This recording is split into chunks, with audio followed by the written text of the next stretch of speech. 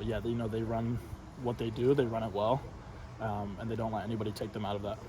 Kirk said after the Penn State game, you guys had two choices. You could have snowballed or you could have really come together. I mean, how have you seen this team over the last 3 weeks continue to come together and continue to progress? I mean, the O-line, I think, is really up their game over the past 3 weeks, just kind of from the locker room. What's been your perspective of it? Yeah, I think that Penn State game was a swift kick in the butt. We got our butts handed to us that game, and I think it was either, all right, we got our butts kicked, and we're going to just let that carry on, think about it too much, or we're going to move on. And, we know what this team's capable of. We've seen it on tape. We've done it. And so, yeah, it was either, like you said, the two choices. Either, pick our toys up and go home, or, get back up and keep fighting. What's your level of confidence right now? How much do you feel like you grew this last week at Wisconsin, and how much better are you going to be now going forward now against Minnesota? Yeah, I think, after 2 games, confidence is being built. You're getting more comfortable out there. But I'm just trying to keep learning, keep improving every day to, be in a spot to be able to do my job well enough to keep this team moving forward. Kind of parlay with what David just asked. I think Kirk said you guys wouldn't have been able to win this Wisconsin game 3 weeks ago. What is it about this team that's, I guess, changed? Maybe, again, going back to what he said, what's changed over the last couple of weeks with this team? Has there been a change in mentality? Just overall, what have you seen, again? Yeah, I think, in the offseason and when you start out, the way we did, you kind of get not a false sense of, like, we're the guys, we're going to keep pushing, like, punishing guys. But, you get to that Penn State game, and then after that, it's like, okay, like, now it's really time to put up or shut up. And so I think that was the biggest thing. It was like, all right, we got to put it up. We got to back up our talk that we've been saying all offseason, all camp. We really got to start putting that on tape.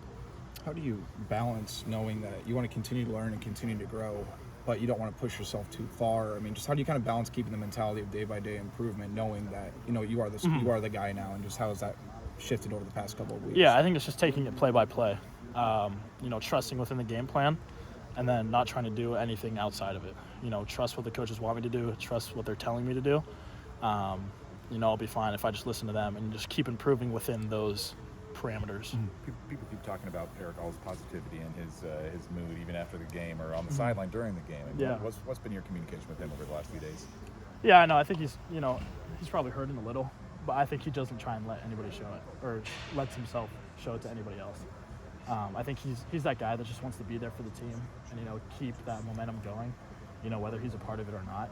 He's just going to be that guy that's always picking each other up, pushing each other forward, calling guys out, to keep picking it up. And so, yeah, I think that's just the biggest thing for him. He's going to try and stay and be a leader for our team, even if he's not on the field with us. How do you balance being aggressive, taking shots when they're there, with not taking a shot that could put you guys in an adverse situation? Yeah, I think it's just trusting the game plan. Trusting what we've seen on tape, and and not trying to force any opportunities. The opportunities will present themselves, and when they're there, take advantage of it. But if they're not there, don't try and force anything, and just whether it's getting a ball to a check down or getting the ball to wherever it's supposed to go. Just don't take any risks that aren't necessary. Speaking of that game plan, the first, I want to say 6 plays of the game against Wisconsin, all run plays, all productive, and all of a sudden you guys are already past midfield. 1, was that scripted, just going run, run, run? And 2, what does it do for the offense to have that sort of productivity right out of the game? Yeah, you never know how a game's going to go until you're in it. Like, you never know if it's going to be a dogfight. You never know if it's going to be, leaning one way or the other. And so when we got out there and the run game was going, why stop it? Keep handing the ball off to LaShawn and K2 and keep trusting the O-line. They were doing their job. I think it was just big to get that momentum rolling, establish that run game.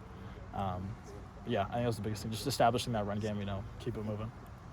Talk to us a little bit about the Minnesota rivalry. This is going to be your first time on the Iowa side. Yeah. Participating in it. Tell us a little bit about it. Yeah, so honestly, I'm not going to lie, I don't know much about it. I know they're not the biggest fans of us, and I know we're not the biggest fans of them, program-wise, I guess.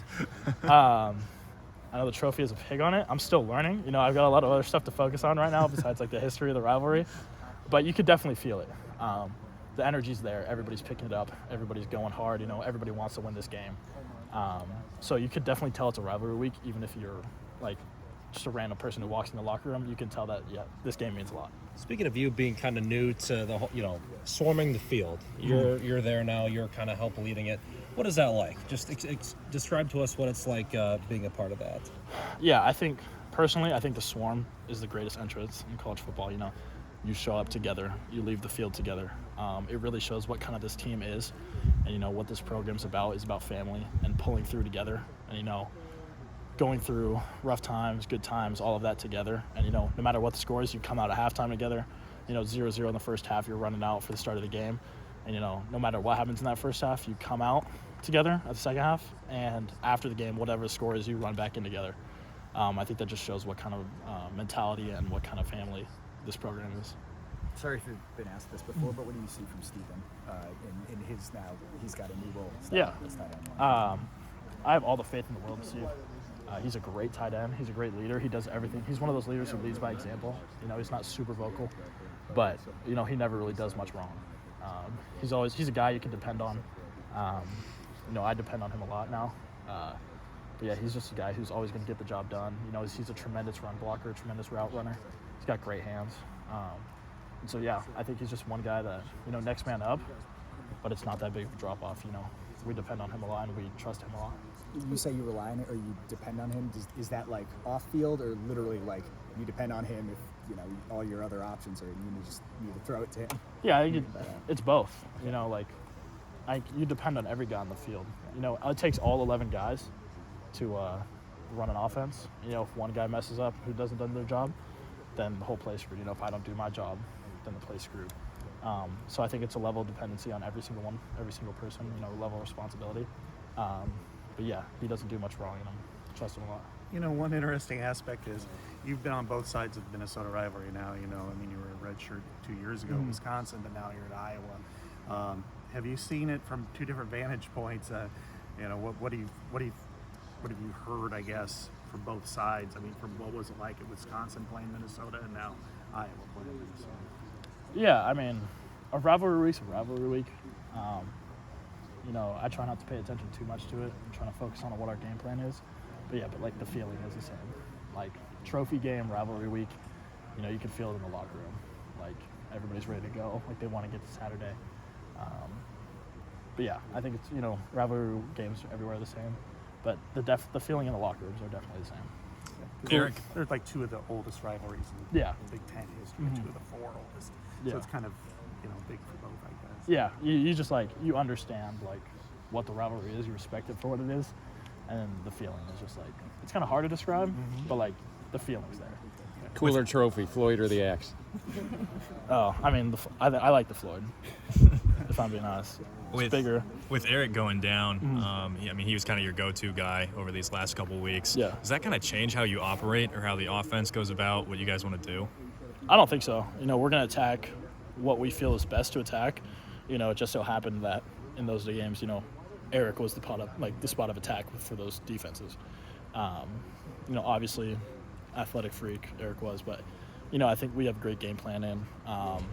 We got some great guys to go out there and catch the ball. I just got to give them a chance. A really emotional win for you in Madison. How do you kind of reset and refocus and focus on Minnesota this week? Yeah, I think it's the 24-hour rule. We have that posted up in the quarterback room. I think it's in every position room as well. Whether win or lose, you take what you watch the film, take what you learned, take what did bad, did good. Then once midnight hits Sunday, it's off the clock. You're moved on to the next week. You got another game to prepare for. Injuries are part of football, but it seems like the number on this offense is excessive. How frustrating has that all been? Yeah, I think it's a little frustrating. Obviously more frustrating for the guys who got hurt. Yeah, I think the biggest thing is just next man up. It's we say it a lot, but it's just, it's really the truth. Next man up. Next guy's got to know what to do, and everybody who has come in has known what to do, and they've done a great job.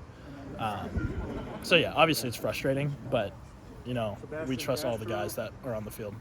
Do you feel like this passing game is, you guys really didn't know how they throw the ball after you got the lead, so maybe a little bit. It's got a chance to break out at some point. Yeah, I think we're close. We got a lot of close opportunities, and I think it's at some point it's going to click. It's just a matter of when it's going to click. But yeah, I have a feeling it's close. You know, we're right there. So. Is there anything that comes to mind when, you know, we have to do X, Y, Z in order to make it click, to get it to that level where you want it to be? Can you say that one more time? Is there anything, you said you feel like you're really close to making it click. Is there anything that you guys are working on that you're emphasizing right now to get it to that level where you want it to be, to click? Yeah, I think it's just working on the timing, you know, all the basic stuff like timing, location, route running, all that stuff, chemistry. I think it's all tied together, and then at some point it's just gonna like feel right, I guess. Like there's like you throw some routes, and it's just like, yeah, like that one felt good. So yeah, I think it's just a matter of when it's gonna click. Yeah, we're working on all angles of it. So.